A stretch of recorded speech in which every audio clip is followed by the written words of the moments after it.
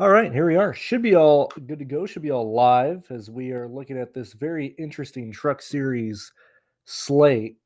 Few things to note. One, Sheets will be live in about 2 hours to talk about the UFC slate tonight. If you guys would like to join him, he'll be doing that live and everything. Secondly, I will be in Dallas next week from.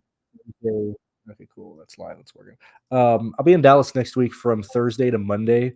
Um, it's the trip that I do every year to DreamHack Dallas to watch IAM Dallas, the Counter Strike tournament. All the esports stuff going on there. So I'll be down there the entirety of the weekend. So I don't believe that I will be able to get truck projections out on a Friday since they queue and race that evening. I'll be at the convention. Everything else should be good to go, but I need to check the Coke 600 schedule and everything for when Xfinity qualify. Because if Xfinity qualify Saturday, I don't think I can get projections up either. I need them to qualify Friday, and I'm not entirely sure if they are or not doing that at the moment. So that's one thing. Two, if I'm able to do shows in the morning, like early morning, like 7 a.m., in the hotel room, I will pass that. I don't think I'll be able to do live shows next week. So projections for the truck and Xfinity are iffy. Cup I'll be able to do because they qualify the day before. And then streams, obviously, iffy and stuff like that. So just giving some heads up there for next weekend. Secondly, or thirdly, whatever. This is a really interesting slate from a DraftKings perspective, from a player perspective, from just kind of everything around. So I don't think I'm going to go behind the paywall today, uh, mainly because, as I said, I'm not going to be here next week. So I'd rather show people everything. And then, secondly, just a weird slate. We'll kind of walk through it. So clearly, obviously, we didn't get practice nor qualifying in. Okay, so we're starting from the the qualifying metric. We also have two drivers in the field who aren't in the DraftKings player pool. Why is that important? Okay, well, because we have 34 cars, okay, in the field, in the race field. Two of those are unplayable from a DraftKings perspective because they're not in the field. Okay. As we continue to go on, as you've noticed, whether it be me or whatever, you typically understand that the player pool is like 16, 15 people. Okay, whatever. Now, the fact that these two are missing is really important because they would be in the value range. Okay, with having Corey Hyman and Kyle Busch be so high up in the field. And so what I'm going to do in this video is go through everything that we had been doing in the paywall shows and stuff. I see Pope answered. You can answer. Actually, if you want to just, we have our email. Hold on. But I updated my computer and can't log into the site. Let me get the. If you want to, actually, I will just. I'll help you with that privately after the show, Pope. If you DM me on Twitter or Discord, just so you don't have to deal with the email thing. We'll get that squared away for you as soon as I can. Today, since you're having login issues and stuff. Anyway, I'm going to be basically doing the paywall show that everybody has enjoyed over the last, pretty much the start of this month that everybody has enjoyed, just because I'll be here next week. Anyway, secondly or fourthly on that, since we're 2 hours away, we're an hour and a half away from the start of the slate, and we've had the grid out for a while. We only have 51 of the 8,200 people in the $10. I don't envision why it wouldn't fill, but we're kind of really working in the blind here of projections and everything. So figured I'd just go live and just talk as long as you guys want to be here and everything like that. And if you like us or if you like this video, you can consider join us through any of our subscriptions that we have, whether it's SaberSim, whether it's the NASCAR package, whatever the case may be. So when we're looking at, actually, let's start with the truck series preview that Astukas puts together each week and that people have found very, very helpful here. Okay. And so And no problem, Pope. I'll help you with that as fast as possible. So when we're looking at this, oh my lord, I just X'd out of everything. Oh no, I didn't mean to do that. Oh man. That's all right. We'll slowly get things over. It's because everybody bitches and moans about can't see anything on the screen, man. Can't see. Please zoom in. Okay, so when we're looking at this dashboard, obviously every week when Astucas updates it and everything, you can go here to the About tool or the About tab, and you will see how everything is listed here of what is being used under each uh, avenue that we're looking at. Okay. So if you have any questions or why we're using this or whatever is going on here, you can always find that here on the About tab. Okay. When we look at the races here, now yet again, we're using different stuff on different one of these. So refer to the About tool if you have any questions. But when we're looking at the two races that we've ran here, okay, we've had one race last year with no qualifying, and they qualified in 2023. And so right off the bat, okay, just from an analytical perspective, okay, hey, 2024 data might be useful since it was also a race that they didn't queue for. Okay. Now, what was the grid for that race? Well, we'll find that out as we get here. Okay. You can also look at 2023 as being useful because, hey, they queued. That means all the fast guys should have started up front and started where they should be at. Maybe we want to look at 2023. You know, these are just thoughts you want to have as you think about where we're at here. We notice that we have 6 and 5 leaders in this race. We have 7 and 12 cautions here. Now, this was the first race that we've had here. Okay. But the amount of laps are pretty similar. We're running 250 today, 192, 171 in these races specifically. The amount of cars left on the lead lap in both these races, 26 and 25.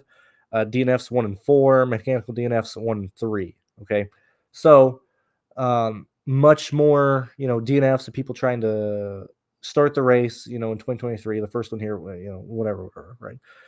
When we look at your lap leader fast lap analysis here, this is looking at all these races that share a similar contest structure as to what we'll see today.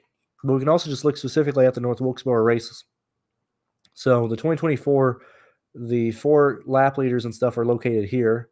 And basically what we're looking at here is the rankings or the DOM rankings for these races. So not only we're looking at fast laps, but we're looking at the highest scoring dominator points in these races here. That's why you were going to see DOM rank, 1, 2, 3, 4, so on and so forth here. When we're looking specifically at North Wilkesboro today, now yet again, 2024, as we're talking out loud here, 2024 also didn't have Q. 2023 did. Okay, so we'll keep that in mind as we're looking through. When we're looking at 2024, who was your early race leaders? Who were your early lap leaders? Who started on the pole here? Who started? Yet again, we can look at that. We can look at these races specifically when we get farther along. But what are we just looking at here on like a snapshot? So your pole sitter in 2024 was Christian Eckes, who was incredibly consistent at the short tracks, who had shown a lot of speed, who had led a lot of laps, and who was competing directly against Corey Heim last year in terms of leading laps and stuff at the short tracks. Okay, so him starting first is a good thing to look at. Okay, that's like, hey, we didn't just have a crapper, get the pole position or anything like that. It was somebody who actually had speed and knew what they were doing. Okay, secondly, we look at the second pole sitter for 2023. It was Corey Heim. Okay, obviously expected to lead laps and stuff. Okay, what else happened in these races here? And obviously, I'm going through this to show you how you can use these tools and what you should be doing if you're using these tools on a week-in-week basis. Maybe it's a lot of data, whatever. Anyway, so we look at Christian Eckes, starts first, finishes 6th, leads 62 laps, only gets 11 fast laps. Okay, interesting to note. Could be due to where the traffic is on the track. Could be due to where yellows came out. Whatever the case may be, we just see something interesting here that the early lap leader had very little fast laps. Compare that to 2023. Corey Heim started first, finishes 6th. Oddly enough, 75 laps, led 20 fast laps as well. Okay, so we're seeing a really low percentage of fast lap equal or laps led equal fast lap in this race, just from your first lap leader or from your pole sitter perspective. Okay, continuing with 2024, we look at the second ranking here. Actually, Oh, this is your first guy I was looking at, the pole sitter, because I'm trying to, kind of figure out where this race went out without going to the lap analyzer NFS as we're just looking through. Anyway, second guy that most likely led laps or had laps led in this race was Ty Majeski, Jake Garcia, who started, 14th, 21st. We clearly see this as just an instant of, staying out when we had a yellow, which we'll review this race in a second.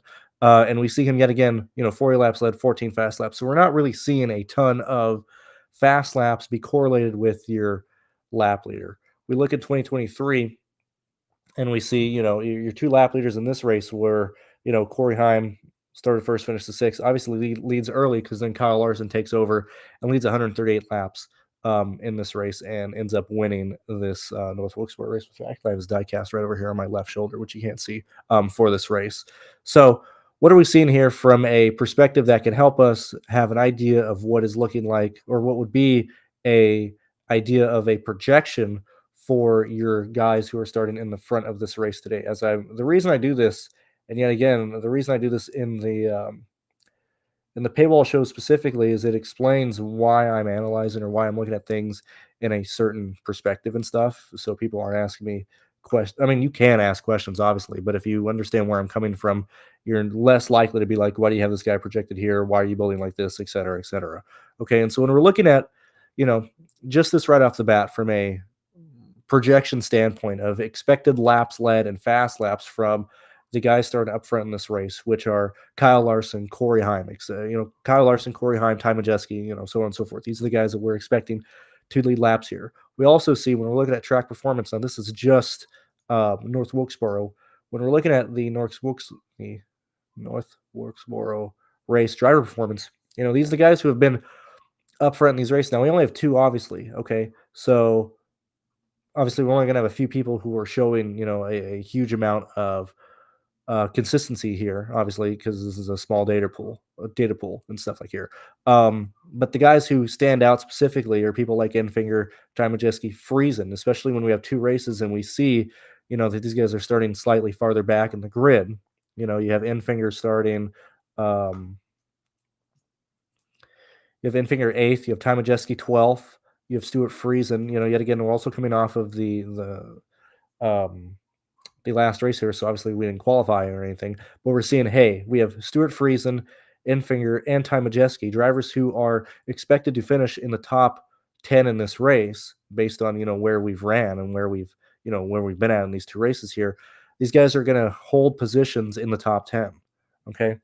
When we're anticipating, potential laps led or, getting the lead or whatever the case may be, these are all things we have to look into. Okay. So when we're looking at this top of this grid here between, is Corey Heim going to lead? Is Kyle Busch going to lead? How much do they lead? What do they do specifically? We're going to get back to that because that is not what is going to determine the slate. Okay. What Corey Heim and Kyle Busch are going to do, or what their projections are going to do, it's honestly irrelevant. Okay. Corey Heim is the favorite entering this race. I don't need to tell you that. Okay. You would anticipate that Kyle Busch is going to compete to finish second, third, or fourth. Okay. And that now the things that he has leaning towards him is the ability to, outpit Corey Heim, get off a different sequence or whatever, because he's not competing for the championship. Okay. He can potentially get the lead from there. Okay. The other lap leaders that we would envision that we are competing against would be somebody like Ty Majeski, who's kind of in the same boat of, he's going to have to gain positions and, leapfrog Corey Heim on a yellow or whatever and stuff like that. Okay, we'll look at these projections in a moment. What is really important on a slate like this is what the rest of the field is doing. Okay, now clearly we are, we didn't have qualifying and stuff. We have people who are priced or mispriced and stuff based on the fact that we have, two guys in here that are $12,000. Okay. And so what does that look like from a performance standpoint of where these guys are at? We look at 2025 performance. Obviously I like using recent form for intermediates. because I think it's much more consistent. You have way more chaos. You have way more chaos and variance in short tracks, especially for the truck series. But if we look at specifically the amount of laps that you're spending in the top 10 and potentially your lead lap finishing, um, that could potentially make you at least look competent, right? Even if you got wrecked out late or whatever. So we're looking at, the 2025 2025 performances at these short tracks, and these are the drivers who are showing up when we're looking at the amount of laps led or the amount of laps spent in the top 10. Why is that important? Well, that's showing that they have speed to be in the top 10. That's showing that they are most likely avoiding the chaos and or at least, having a chance to potentially finish well in this race. Obviously, this is the amount of, the um what is it? As I'm blank. I forgot the word I was going to use. Anyway, um, actually, this is finish in the top 10, not top 10, not lap spent in the top 10 position. But obviously, these are the guys who are looking like they would, finish in the top 10, right? So when we're looking at it from a perspective or from a projection standpoint, this is where you have to start projecting people. Now, obviously, the Corey Heim, Kyle Busch, as I said, bit of irrelevant. Okay. The thing to note is that, outside of Larson leading the 138, we have had laps led be spread out in these races. I would be much more, or I would lean much more towards Corey Heim potentially doing a performance like that versus the 2024 performances of people, leading anywhere from like 30, 40 to 60 laps. I think Corey Heim is much more in the range to potentially lead 130, 120, and so on and so forth in that range. But still, the reason that these two are projected here from a build perspective, one, it needs to be able to see if playing those two together are even somewhat viable. When we're looking at, or when I look at my pools and when I look at my lineups that I build, I need situations where these two will be put together to show me what types of lineups that would look like. Okay. Yet again, we're coming back to, Derek White and Tyler not being in the field. They would potentially be value driver, well, not even potentially, they would be value drivers. Okay, so we're losing a big chunk of the value range with these two guys. We also lose a lot of the value range because when we're looking at what you're expected to score here or what you need to score here, yet again, we're just looking at the bottom 10th or the bottom 10 guys here. You know, you need at least 40 and a half points to be, a top 10 scorer here. Ninth is looking, right around 42. We're looking at 44 for eighth. Okay. So we're looking at people on a baseline who could score us 40 points, right? When we're looking at projections that are somewhere around that, who is falling in line, who is, getting in that range. Yet again, when we're looking at, you know, when we're looking at 2025 performance of where these guys have been at, where they are typically running, where they're, whatever the case may be, these are drivers who are expected to finish in the top 10, top 15, okay, and compete for that range and stuff. You see Luke Baldwin down here. You see now Spencer Boyd, 23 and a half and stuff like that. Best finish being 17th, but like still that is noteworthy and stuff, especially when we're in a situation like this of where we're going to be probably short on um, value. But we look at where everybody's falling in line, which this one might be easier to read, and you can basically see the projected finish for these individuals here. Now, yet again, not a science, but this is just how I do my projections and how I, typically figure out where people are going to be scoring from a value perspective. Get an idea. Couple positions up or down, scrape out some fast laps here or there, or whatever. But typically, this has done me a very good job over the years of getting an idea of where people are going to be at. Okay, and so we see right off the bat, at least based on my stuff. Yet again, when we look at Saber Sims in a second, I don't believe Sheets has his stuff up yet. But that's just another data point that we could look at if he does get it up. We started seeing yet again the baseline or the 10th scoring range. We need 40 points. Okay, so at this point, not concerned about the value range. Okay, we're just looking at guys who have potential upside of scoring 40 points, and or they're at a uh, price tag that would allow them to still work out even if they're scoring like low 30s and stuff for like a Friesen, or for example. But we see, a lot of these guys, anywhere between 14th to 8th. Okay, has upside for 40th. And that's not saying Matt Mills can't drive and finish 10th. I'm not saying Sutton can't finish 10th. But for the most part, Matt Mills and Dawson Sutton should normally end up finishing around 17th, 18th, 19th, 20th, and stuff like that. That's why these guys are down here at 21 and 22. We see Raja, who has struggled more and more. He came out and won that race at Vegas, but his upside has been pretty limited in terms of winning these races. We look back, and we can go ahead and look back at where's Raja at here. So his average finish at these two races have been 8.5. Best finish 8th. Worst finish 9th. Okay, so we end up moving him from that range to, we're looking at like 43 points. Okay, from Raja. But more so, what's keeping it in play is the value, just on a baseline of 37. If he continues to underperform or whatever, he's still at a 4.8 value. We see Jack Wood, Connor Jones being right at 5s, just based on or being right at a 5x based on what their price tag is. But the main guy here is Tanner Gray, starting 24th at $7,500. Like, seems to be the best play on the slate. Okay, we see Lane Riggs, who starts in the backfield, who's expensive, who I don't think will work from a price perspective unless you can fit him and Corey Heim together, and then we're really focusing on the value range and stuff here. But Lane Riggs has a real chance of hitting his value and stuff. We see Luke Baldwin, who performed very well at Martinsville, and who was showing like actual speed even at the intermediate tracks. He ran into issues at Kansas this last weekend. I believe he DNF'd. But the fact that like Luke is pretty much dirt cheap, has shown speed at the short track, starting 30th, most likely going to be a value play that we end up using and looking at. We also see Patrick Emerly in the 75, the Henderson truck that Kligerman is normally in. Just based on that alone.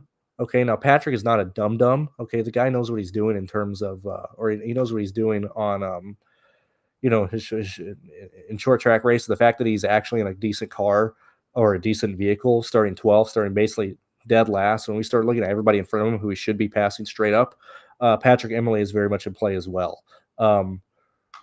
Ryan, I'm more so leaning to him gaining. Now, yet again, this is 10 here. Realistically, this is 9 because you have to adjust for the gap between 30th and 31st here. But I would not be shocked to see Ryan gain 8 positions here, because I would argue that this equipment is much more reliable than Norm, than the Reum Brothers stuff. And then at that point, we expect him to be running right around like 29th or whatever. And then also, yet again, we're losing value guys here. Okay, so we're basically at a 32 driver pool. Okay, now I'm gonna zoom this back out because I fucking hate this being zoomed in like that. So what I do to envision where the field is going. Now, yet again, you might be like, why am I giving lineups away? Well, I don't know what lineups I'm going to be playing yet. Okay, I'm just going through what I end up doing. Okay, and this is no different than what other people do on other sim shows or whatever, right? But the reason I do this behind the paywall is because this is where I show people, why I'm leaning towards people, whatever the construction, whatever the case may be, which has helped people a lot. So anyway, this is my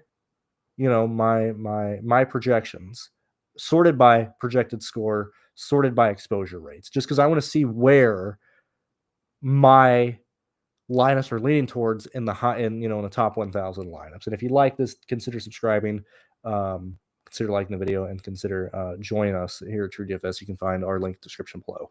Okay, and yet again, we are a grand total of an hour and 22 minutes away from this piece of shit race starting. So we have plenty of time to answer questions or whatever, right? So right off the bat, okay, yet again, obviously Corey Heim is there. Where else is my stuff just going right off the bat before I change anything, before I look at stuff, whatever the case may be? We're seeing Tanner Gray, we're seeing Caden Honeycutt, we're seeing Ty Majeski, Patrick, Luke, Crafton, which I didn't talk about. Now, yet again, I might sound very long-winded, or I might seem like I'm taking a long time. I'm trying to walk through everything, so I'm not confusing anybody at any point or whatever the case may be. Why is Carol in this here? Oh, it's just putting at 53. That's crazy. Like, dude, why is SaberSim having me play people that I have projected for 0? That's that's ridiculous. What the fuck is that about? Um, anyway, I continue going through. I was like, because I didn't project Carroll. It's not even in this fucking race. Let's see what else is going on here.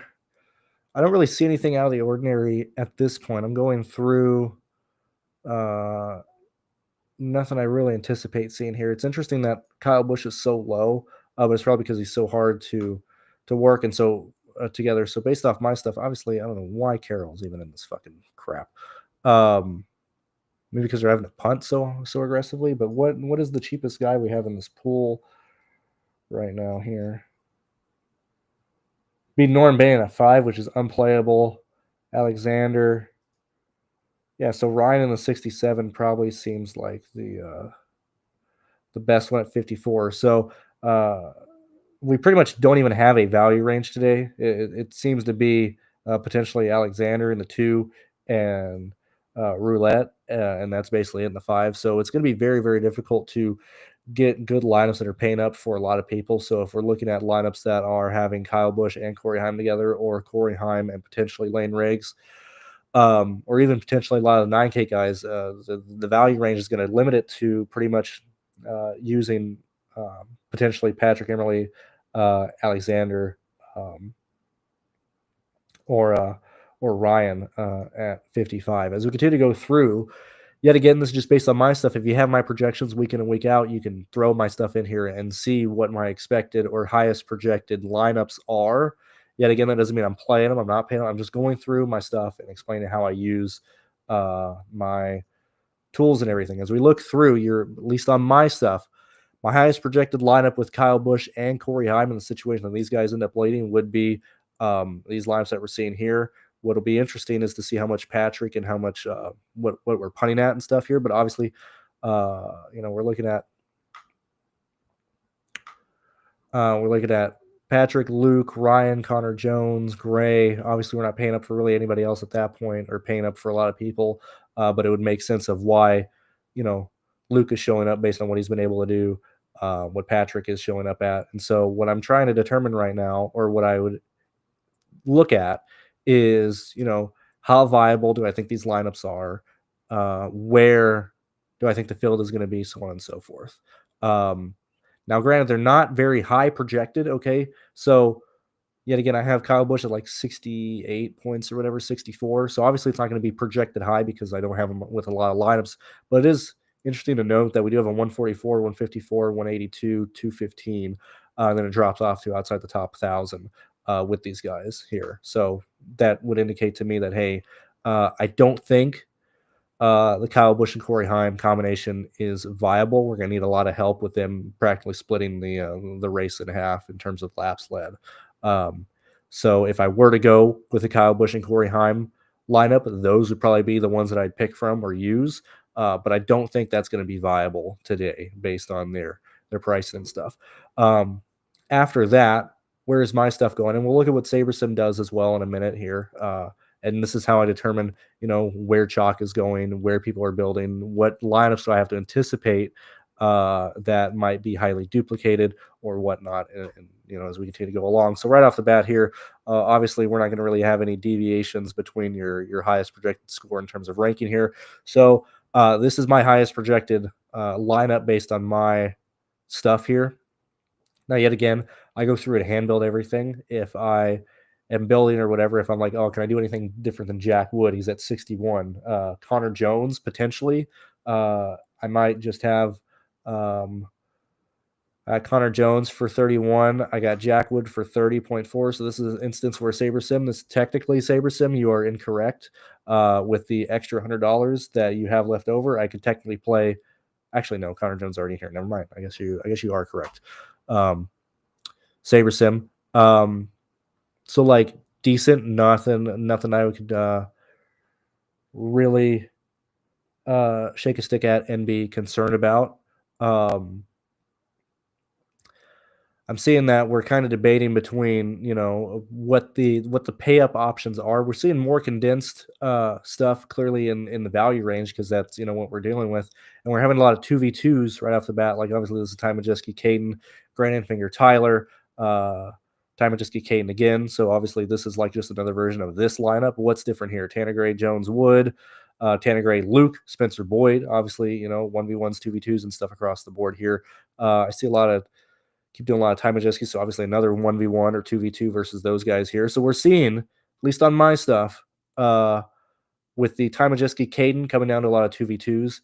If we're getting drastically different and we're not using Ty Majeski, we're potentially using Enfinger at a slightly or at a pretty significant discount, 1100 compared to the Ty Majeski. And we're still seeing a Tanner Gray here yet again, going back to those projections that we're seeing here. This is where the, more not guaranteed, but more obvious 40 plus guys or performances are coming from. And so it's not shocking that we're seeing, these guys starting in the low teens be thrown in these lineups here. Now, this is a lineup, for example, that SaberSim will usually build that I just don't enjoy playing. I don't enjoy playing this many guys starting in the top 10. SaberSim loves that. And usually my projections love it. I typically don't play lineups like that. Brent Cruz is interesting. We haven't seen him yet. It's continuing to go down yet again. I don't really like these heavy stacks. Now yet again, it is a 9,082, 77, and 70 more so pricing here. But I do have worries about this in situations to where more guys in the 30s and stuff gain positions and slowly outscores Friesen at a 36. Because yet again, we're looking at like a 40. For the end of the day. Anyway, so I'm getting an idea of kind of where the builds are going here. One thing I'll do at this point, because yet again, I'm kind of checking or at least making sure I don't have anything in my stuff that looks like wild or different or crazy. And so what I'll do here is I'll then sort by. I can probably take that off. I'll sort by my projections here, and then I'll go ahead and take a look at where SaberSim is at. Okay, and where are the now yet again, SaberSim is a mean projection source. Mine is just a static number. Okay, but still, if things are kind of lining up, it gives you an idea of kind of where ownership will be. And this is more important when SaberSim, is taking all day. They're just jerking off in a fucking parking lot, and they're not updating ownership or projections for the smaller series. And you're kind of just here twiddling your thumbs, waiting for SaberSim to upload a projection or whatever. Or finish their stuff or whatever the case may be. Usually I bounce back and forth and just check and see. So like we both have Corey Hyman as highest projected. We have I have Lane Riggs as my fourth guy. They have Lane Riggs as a second. I have Kyle Busch as my second. SaberSim as him as the third. Ty Majeski's their fourth. Ty Majeski's my third. Okay. Caden is my fifth. Caden is, in their, what is their 10th or whatever. And yet again, this is where their main projections are going to start because they usually end up having a lot of people in the 30s. So being aware of what their projection source is doing when I'm checking or being aware of that is important here. But we see Enfinger, Chandler Smith, Tanner Gray in the same. We see Chandler Smith. They like Rajah Caruth a bit more, Tanner Gray and Enfinger. Yet again, they typically. Now I've noticed specifically this year, like Grant Enfinger's ownership has been like in the 20s and in I think he's been like 18 between like 18 and like 22% owned. I've played nearly like 70% Enfinger this entire year. I don't know if the main ownerships are why Enfinger has been coming in so low. But Enfinger has been like performing phenomenal from a DFS perspective, and nobody's been playing him. Like he's been a guy, similar like we talk about the Cup Series guys of who's performing and people aren't playing. Like Enfinger has not been being played a lot this year, or he should have been. He should have been playing more, or he should have been played more. Whatever the case may be.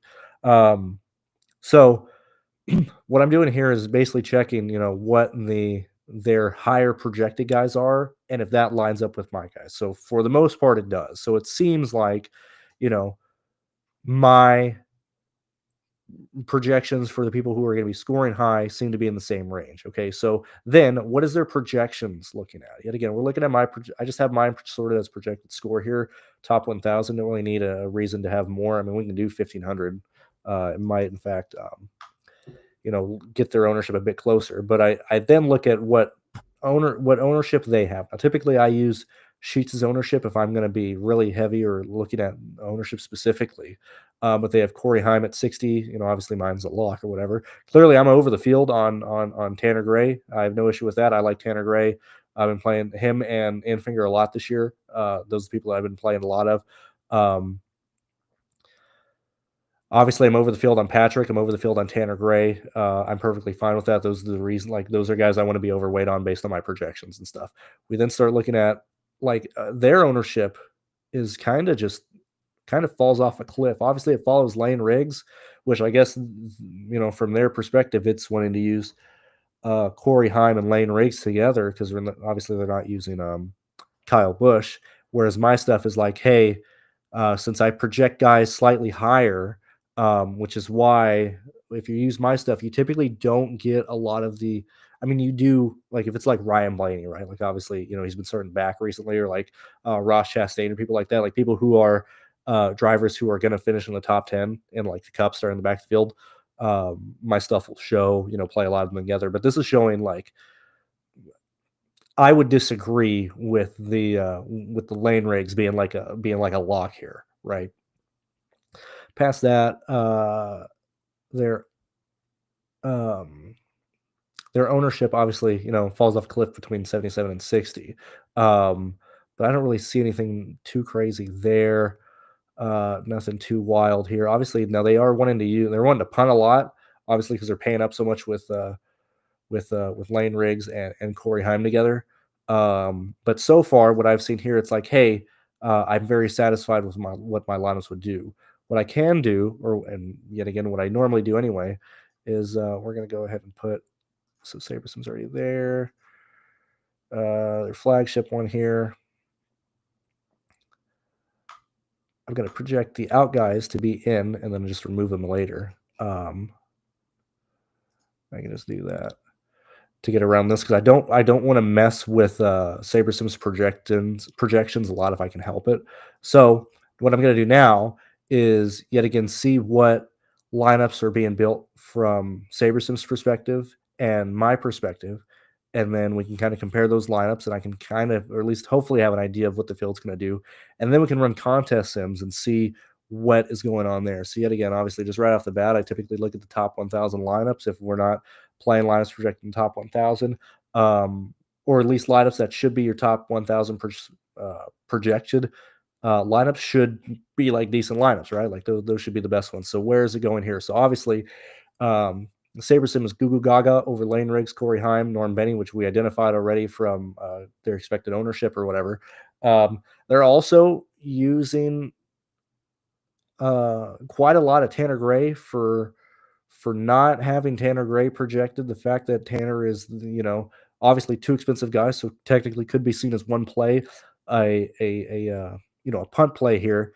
Tanner Gray is pretty high in their exposure rates of the top projected lineups for not being projected very well and for not being owned as much. So this would indicate to me that Tanner Gray probably comes in over-owned, or not over-owned, but higher than their projected ownership and probably closer to what my stuff is showing. Same thing with Ryan too. So Ryan and Tanner Gray, from yet again, this is all, if you're playing poker, we're reacting live to what the flop is doing, what we're doing on the table. All of our stuff is trying to anticipate things before it even happens. And then before we even get into the variance of what can happen in a NASCAR race in terms of crashes and stuff like that. But from this perspective, it seems like Tanner Gray and Ryan seem to make a lot of sense from a build perspective and from playing perspective. Same thing with Patrick here as well. So I'm looking at their lineup. So obviously it's Corey Heim, Lane Riggs, Majeski, Tanner Gray, Jason, and Norm. I'm just not playing Norm Benning today. Now, recently at Texas specifically, the 2-car, I don't remember, Cody, what's his name? I think Stevie Stevie had him projected well, and potentially SaberSim. I don't recall off the top of my head. But like dead to rights, they were the slowest car, and of course they finished like 17th because everybody fucking dies at Texas, right? could be a similar situation here to where SaberSim has projected Norm to survive so much chaos potentially that he scores 24 points. Or 27. I don't even know how that's even possible with Norm. Like he's gonna get black flagged and fucking parked in 3 laps due to not maintain minimum speed. Like in order to get 27 points, I mean, 1, 2, 1, 2, 3, 4, 5, 6. Let's 1, 2, 3, 4, 5, 6, 7, 8. It's 25th right now. 25th is that. 24th is here. So they got him expected to finish around 24th, which I just do not have any faith in and stuff here.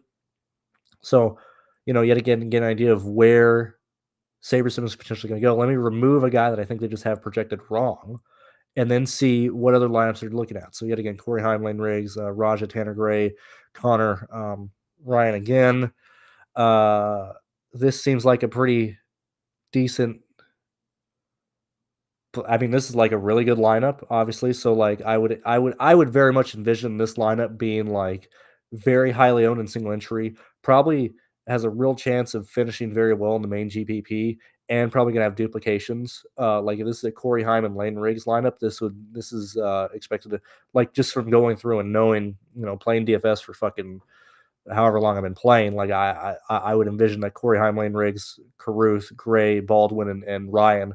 That's probably a lineup that is going to be played, has a high chance of performing well.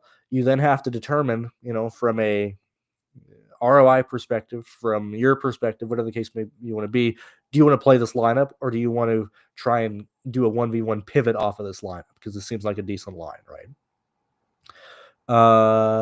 This has Mozak, who's been very, very iffy, has ran into a lot of issues and stuff here. But as I said, going through, getting an idea of what SaberSim is using, what they're probably going to be pushing, understanding what your field is playing. I know you just asked, would you create your own custom field and sim against it? I don't think yet again, I use Saber. Now, yet again, obviously we're partnered with SaberSim, but I use SaberSim heavily for League of Legends, Counter-Strike, NFL, NBA, MLB. I use SaberSim and their contest sims for nearly every sport. I firmly believe, from a coding perspective, if you have watched their previews, if you've watched their discussions on their product, I do not believe, and from having experience with other NASCAR sims from people who live and breathe that stuff, okay, SaberSim's NASCAR product leaves a lot to be desired. Now, that's not me hating on SaberSim. That's not me saying don't use them as a SaberSim user. All that's asking is there are faults in their system, okay? I firmly believe, they haven't confirmed it. I doubt they ever will. I haven't asked them, but I'm not big enough to where they're probably going to even waste my time or waste their time answering. I firmly believe whoever built the NASCAR tools took stick and ball sports sims, whatever base they had, whatever coding, baseline they had, and they just moved it to NASCAR because it misses on a lot of situations that other racing sims don't, that other products don't. And obviously, I can't say that site's name. Like, I think Astukas has really good personal sims on his own. That's why I have him come on board and build us all these tools that we use on our stuff. Obviously, Drew Schroeder at Speed Geeks, like, they know what they're doing. He knows what he's doing. Like, I think those sims are drastically more accurate and are better than what SaberSim can do here. So answering your question, do I do custom field stuff? I really don't. I go through what I'm doing now. In terms of, at least for NASCAR, I don't really need sims to give me an idea of what the field's going to do. I kind of just usually have a feel of what things are going to do. So with that said, we are going to run this because, yet again, SaberSim is the biggest tool out there. And for every other sport, it's the best, okay? It's really hard to justify, going to just a NASCAR-only website for NASCAR products when SaberSim has so many other things, right? So get an idea of what the field potentially is going to do and how they what they might end up doing or whatever the case may be. It's important to then also still run SaberSim stuff. A lot of people are dumb. A lot of people are stupid. A lot of people don't give a shit.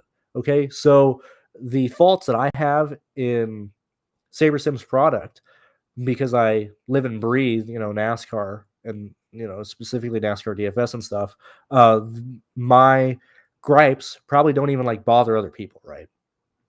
So right off the bat, yet again, the thing that we see a lot of with SaberSim is when to play a lot of guys in top 10 and just absolutely fading potentially some of the highest known guys, right? So like obviously just right off the bat, raw ROI, it's like, hey, I understand.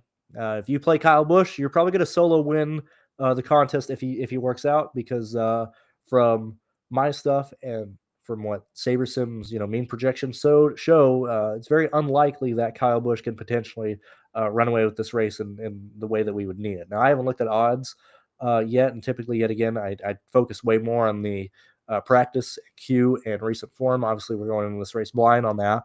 But obviously, this shows like right off the bat, like, hey, play Kyle Busch to get different, right? Which isn't bad. That's true. Do I need to tell you that? Does it need to show me that? I don't really think so. From what we've been looking at, when I was like, hey, potentially Corey Heim and Kyle Busch probably not going to work out. Other things are leaning, Corey Heim, Lane Riggs. Well, then, yeah, duh. Of course, the avenue to get different is don't play Corey Heim and don't play Lane Riggs and play Kyle Busch. Like that's a gripe that I have on their ROI perspective from a NASCAR. What I think is much better is obviously we could change the contest and put in a cash game to figure out what more people are going to do. But I actually really, so yet again, Pope, I wouldn't make my own field. But one thing I do like doing is looking specifically at their cash rate. I think this is the best way to get around the shortcomings that I have with SaberSim. Yet again, I went on that whole like 2-minute random things I have wrong. This is how I do use it. I'll run the contest sim, look specifically at the cash rate of lineups, and typically that gives you much better lineups here. Okay, so yet again, this is more so expecting what the field is going to do, and yet again, we're seeing that they're very similar to their highest projected ones and stuff. Yet again, it's one to use Norm Benning for whatever reason. We're just not going to use that. I'm not concerned about that. But here it's like decent lineups that are probably expected to be played, decent lineups that are probably going to be used. We can even go on here and add the ROI to these guys here. So we can look at, like, I think this is much, like if we're looking at holy shit, holy Toledo, a raw ROI, 2,200%, whatever, because you play Kyle Busch in solo one, of course it's going to look real or good. Like let's look at things way more realistically. So if you look at the cash rate, obviously this is much more in line of what would be expected and what is looking good on a from like a return on a lineup perspective and stuff like here. So this is much more in line of what I would use as what I think the field is going to play. And what I've seen so far is especially in the truck series, because obviously you have Roto Grinders, you have us here, TrueDFS, you have SaberSim, Fantasy Cruncher, which who the fuck still uses that? But typically the guys who are, or the DFS plays that are looking better are typically being over-owned than what they used to be like a year and a half ago or whatever, right? So what I found is using the contest sims cash rate and then going back to exposure here, this gives me a way better idea of where the field is probably going to come in line at. Okay, so like Corey Himes, SaberSim's projected for 60. I think this 64 is much closer to probably what he's going to be at. Not sure how it's going to be with Ryan and Patrick, just because I'm so drastically, obviously I'm bullish on these guys. This stuff is bullish on these guys. I don't know if we're going to see Ryan at 35, 30 for Patrick, and 29 for Tanner Gray. I think we might, it doesn't really matter with all the flaws. Like we're flying blind right now anyway. But this gives you an idea that, hey, man, these guys are probably decent plays. Hey, man, the field might be playing them a lot more than what this ownership indicates, due to the fact that how fucking dog shit Norm Benning is, how ugly the this salary is. Oops, wrong way. Like yet again, I mean, if you're looking at just your DraftKings stuff, we're not using Norm, we're not using 51, 52, 53, not in it. Jason starts 31st, Ryan starts 34th. Yet again, we see Spencer Boyd finish 17th here, but realistically, if we're paying up for so many people, that 200 is going to be really, really hard to get to. Same thing with if we're chasing Patrick potentially at this price range, because we're not using Tony. Most likely not really using Matt Mills, not really using Andres, really potentially not even using Connor or Dawson. My bad. So like your back of the fields that you're playing or your value plays that you're getting to are Luke, Connor Jones, Jack Wood, Patrick, Spencer, Ryan, and Jason. Okay. And I like Ryan because I think he can outscore Jason. I think he can outscore Spencer, and I think he can outscore Frankie. So that starts really, really pushing Ryan to be in like in an optimal play today. So, I know I've been here a lot. I know I got 61 of you guys here. There hasn't been a lot of comments and stuff, but there are 11 likes. This is what I've specifically been doing in the paywall shows. And again, this is a lot longer just because we're kind of killing time with an hour. But this is what I do. Okay, we talk about what the projected lineups can potentially be, why at least my projections are leaned the way they are or going the way they are because I manually make them. The amount of the lineups that we are both considering and concerned about from a playing perspective and stuff like that. So what have we learned? What have we done so far? We've gone through both what my projections show. We've gone through both what SaberSim shows. I don't use anybody else's projections. Let me. I don't think. Let me see if Sheets did any. We can run his last because we're already here. If he has done them, the answer is no. So these are the two projection sources that we've used and we've determined. Obviously, you choosing lane rigs is going to come down to you. I would not be playing as much lane rigs today as probably other people would. Yet again, when people ask me, why do I fade chalk? Why do I go overweight on chalk? What do I do here? Through everything that I've seen, we can look through specifically at so top 10 finishes have been here 8-5, 8-5. That would let's really focus on lane rig specifically because my answer is I am for 9th. Yet again, not even trying, right? Just I didn't even look at this stuff before. I'm just based on where he probably should finish. I am for 9th. Average finish here has been 8.5. I got him right at a 5 value. We can go ahead and look through these last two races here and check out where they've been at. Yet again, I think this is my most used tool here. When I'm looking back at races, when I'm wanting to see how people performed, when I'm wanting to see what happened in races, this is my most used tool. I think you can use it for a variety of problem-solving situations here. We're going to use it specifically just looking at lane rigs. And yet again, whether I'm right or wrong, like that'll determine, that happens in the contest post race being over. All my stuff before, starting, this is last year's race, which didn't have qualifying. Starts in the back of the field, gets up to 15, scrapes off some fast laps, yellow. Starts game positions due to yellows. He's in second, gets past, falls to third. We get another one, finish a second here. Okay, so there's that. So that's the 2024 race. So let's go ahead and look at the 2023 race, which was his first year. First year and the first race for this track.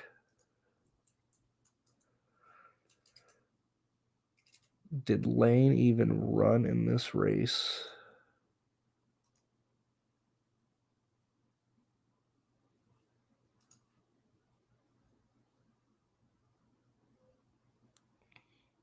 Which one was he in on?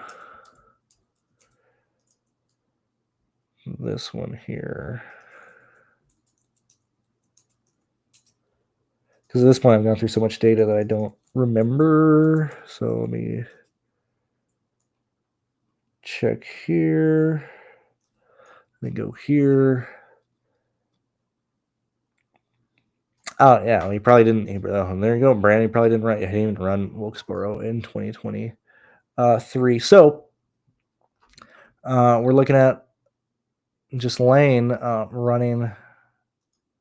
So that's unfortunate here. Let's go back and look at these fast laps. This is when Larson dominated here. You can go through, obviously, if you haven't seen this before. Talked about it in nearly every other stream, but we're seeing a pretty big drop off, or a pretty not big drop off. We see a pretty big spread in fast laps here versus other tracks.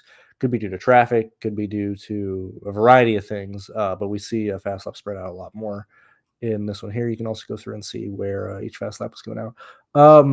Anyway, long story short, going back to lane rigs, based on what I've seen from the build perspective on builds that are using lane rigs. Okay, so if we're using these, I understand, as I said, we've identified lineups that we are going to be competing directly against that we need to worry about, or potentially play if you want to play lane rigs. If you want to play lane rigs, these are probably lineups that you want to play. If you're not playing lane rigs, not only are you hoping that lane rigs finishes right around 8th to 9th on like the best case, because like him at a 5x is probably not working with how much will be needed from other people. But we're also focusing on like, okay, like probably Connor Mozak. We'd have to watch out for Connor Mozak. We'd have to watch out for Raja Karuth. We'd have to watch out for, it seems to be those guys. It seems like we got a lot of 1v1s here, stuff like that. And I would lean much more to the upside of not having lane rigs and lineups, and having lineups that and are potentially using time adjust gear or not, having much more kind of balanced ownership, with Corey Heim being the most expensive guy, and then people like potentially Raja Karuth, Tanner Gray, so on and so forth that we talked about, with potentially paying up for better, value plays down here, like a Luke Baldwin, like a Ryan Roulette, right? Like a Patrick Emily and stuff here. If we sort it like this, right? And you can do this too. I mean, you can do whatever you want. It's a free country. I don't always do this on my stuff, but if I'm like potentially in a race like this where I'm kind of focusing more on where people are going to be at, I'll just actually, do the old, and like this isn't a default page for me because I don't really use it a lot, but I will just go ahead and just grab the this stuff, sort it by salary, and then really just start looking at what people are actually scoring here, right? Like who's in the pool, who's not in the pool. So like not playing, maybe in the pool for sure, maybe not playing, in the pool, not playing, in the pool, not playing, not playing, not playing, in the pool, not playing, right? So like if we go through and like look at this field like that, yet again, this stream is showing you what I do entering these slates. What I would encourage you guys to do if you're using my stuff or whatever. What I would encourage you to do to be a better DFS player, specifically for NASCAR and stuff. So like, not in the pool, not in the pool, not in the pool. We're gonna get an idea of kind of how many people we're actually using here. So like Giovanni starts 4th. I'm gonna lean to him not performing well. Brent Cruz in the 1. He's starting 10th. I think he gets passed by enough people to keep him in this value range, because like I like Brent Cruz. Not I don't give a shit about these young kids, right? But his skill, Brent Cruz has skill. He knows what he's doing. But Wilkesboro, no practice, starting 10th with a lot of good guys behind him, specifically in the 11th to 14th range. I think they push him out of the top 10, right? Unless Sammy Smith can beat both Larson and Corey Heim, I don't think he's really going to work out. Obviously, Kyle Busch and Corey Heim can be seen as one play. So what are we looking at here? How many people in the pool do we actually have today that are viable? 1, 2, 3, 4, 5, I'll leave Andre in there. 1, 2, 3, 4, 5, 6, 7, 8, 9, 10, 11, 12, 13, 14, 15, 16, 17, 18, 19. 20 would be, from here, right? That's who I think is viable to potentially score you 40 points. If we're being more aggressive, obviously not all the value is going to work. It's going to be either Jason or Ryan. There's a real chance that Patrick is going to be outscoring Jack Woods specifically. So it's Patrick 1v1ing Connor Jones, or potentially them being played together, right? I don't know why I really kept Andre in there. He's most likely not gonna do it. So it's a 1v1, or it's these guys competing head to head against each other. Patrick and Connor competing if they're gonna be together, or if it's gonna be the best scoring of these three guys. You can throw Luke in there as well. Kraft will need to perform. His projection's 34, value at 4.9 at 69. We need 40, 42 points. 43 points to be really playable today. What am I giving Kraft? And he's at 12. That means we would probably potentially need to see Crafton competing for 7th, 8th, 9th today and stuff. So if you're playing Matt Crafton, that's his outcome. The Crafton lineup is determined on what Crafton does. I don't think he realistically gets there, so we could probably remove him from the 40 plus club, right? Friesen probably gets passed. Now Raj has been showing up a lot in both my stuff and SaberSim stuff, even at a 37 projection. Obviously give him a couple fast laps, 2 more projections. He's right in the 40 range. Okay, so yes, this is a group of 20 drivers. Realistically, when we start X people out, really start looking at things, we're back to like 13, 12 people, right? And that's how I look at slates like this. So when people come in here and be like, "What's your core? What's your cheapest guys? What values are you using?" I'm like, default to my projections. I don't know, like that. This is how I use all my stuff here. Let's see here. Did they end up getting practice in? I know Q was rained out. Let me see.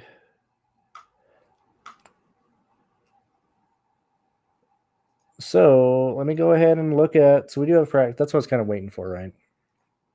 Because we're so close. So let me get my handy dandy guy who is always useful at any given time. Let's see if he was able to do this. Oh yeah, baby! Thank you. Abnormally distributed. So let's go ahead and analyze now that we're here. See if we need to make any changes, right? That's why I haven't made any lineups, right?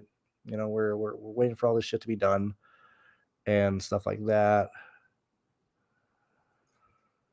Now, this would be a good litmus test, right? So when I set lineups and all these projections and stuff, this is more so on how people have been running. Okay, so let's see if these guys are doing anything crazy. What I need to do here to adjust one. Name, number, best, average. Okay, yeah, so I need that one there. Everybody can think abnormally distributed for pulling data. For pulling the data. All right, so let's go here. Let's look here. Let's go here. Let's go there. Okay, so now what I need to do here is, oh boy.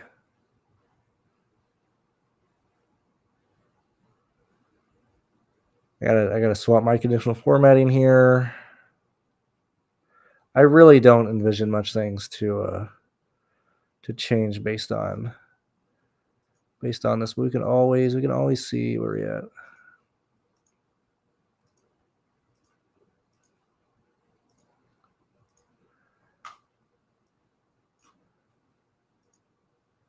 All right, so now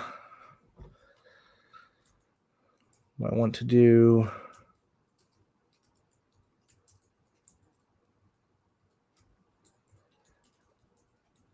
as stated, the reason I did it like this today is I just don't envision the projections really changing much based on where everybody's starting. We can go ahead and look through. Obviously, race starts in, or slate starts in 42 minutes, so like plenty of time, right? That's why we're just kind of here chilling today. Like I said, not going to be here next week, so we can just fucking spend all day doing this. Nothing makes me more. I was going to say annoyed. Nothing is quite like when I do a stream like this, and then I'm like, well, that FSI guy did everything in like 8 minutes. I was like, yeah, sure, all right, cool beans, dog. Yet again, we're not looking at average times. With the amount of how many more do I got to deal with here? A lot of fucking adjustments here in this pit. In this practice, I'm not looking at like best 10, 15, 20 lap averages and stuff like that. I've done enough shows showing to where I just look at the time, and I'm not too worried about where people are at in practice. Removing most slow laps, we'll kind of go again, and I'm not entirely sure what the fall off is going to be. Obviously, right now it seems like Corey Heim has been pretty fast, right? Like I can just see a lot of green by his name. Let's see here. We're almost done. And we can really see if anything has really changed here, which I doubt I will make any adjustments to the projections, as I already fucking know the lineups I'm playing. I don't think I really need to worry about it. If you guys have any questions or anything like that that you want to ask, feel free to drop it, and we'll talk about it once I finish this. I have my own thing that does this when I pull lineups, but if I pull data from 80, it doesn't work. So, or not lineups, but practice time. So I need to manually do this. All right, we're missing some reds. Slowpoke Rodriguez is over here.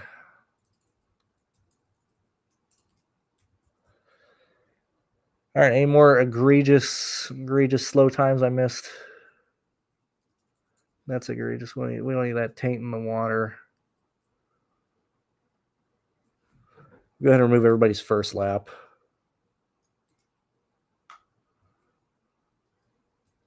Some random 23s here. Obviously, pitting, come out, slow lap, whatever. That's why. So it seems like anything over like a 21 is probably egregiously slow. Let's kind of get any of these guys out of here. I don't see anything else. All right, so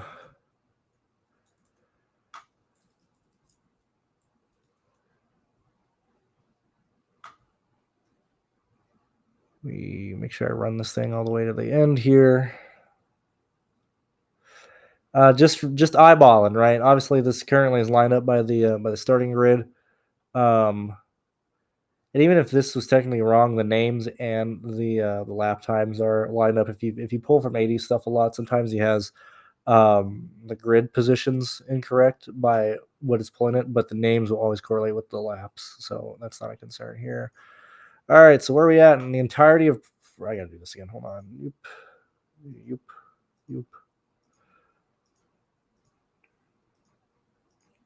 All right, so the entirety of practice, where are people at in terms of speed? This is where they're at in terms of practice. We don't need any of these. I can delete both these since I'm not using that. Delete lap 1. So I can delete that. So we're looking at Corey Heim, Chandler Smith, Majeski, Lane Riggs, Caden Cruz. Nothing too crazy here. Obviously, the slow guys, which I'm more concerned about. So Ryan is super, super slow.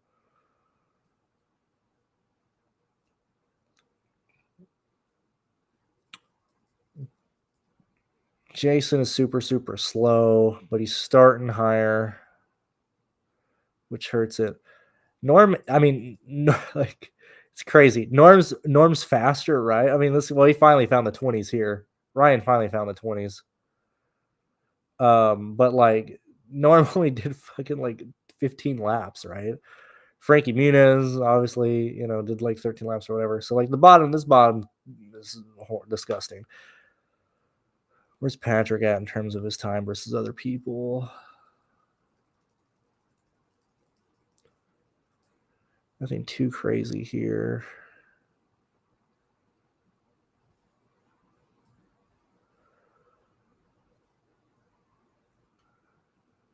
Kyle's pretty slow, which like, yet again, like head to head between him and Corey, that's kind of why Kyle isn't expected to do much. See Chandler, Ty Majeski, Lane Riggs. Where are these guys at here? Yeah. Chandler, Majeski, Riggs, Friesen. What's Riggs doing here? Riggs straight at ninth. Ty Majeski, third highest projected guy. Doesn't change anything there. Ty's there. Yeah, I don't see anything drastically that needs changing from these idiots actually running Q or running practice, because I mean these guys are starting where they should. Obviously, this is why the starting grid of this range, Ben Rhodes, Majeski, Ankrum, Chandler, Smith. Hey, why are they projected, expected to be in the 40s? Well, when you look at where they're at here and where they should finish, like nothing's really entirely changed from this point for me. I'll see what you guys are saying here. Let's see. This is the best DFS show for any sport. Thank you, Alexander, for it's there. Yeah, I mean that's mainly it.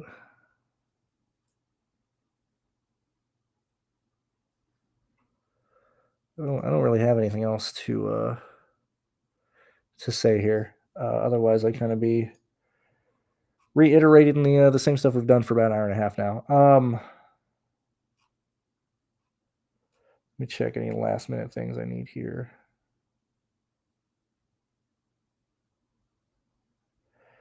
That's mainly it. Thank you guys for being here. Hopefully this helped you out. Gave you an idea of what lineups are going to be played, what lineups you can use, so on and so forth. Anywho, yeah, hope you guys enjoyed it. I'll see you guys. Jesus Christ, tomorrow is going to be a short one in between the open and everything. That I hate this weekend from like a coverage perspective because it's such a pain in the ass. But yeah, best of luck. Hopefully you guys enjoy this. I'll see you guys later. Consider joining if you want to use any of the tools that you saw. If you want to use SaberSim, if you want to use PayDirt Analytics, if you want to use any of the stuff we offer here, please do consider joining. We have some of the best annual membership prices for literally any site in this industry. So yeah, consider if you enjoy this. I'll talk to you guys later. Bye-bye.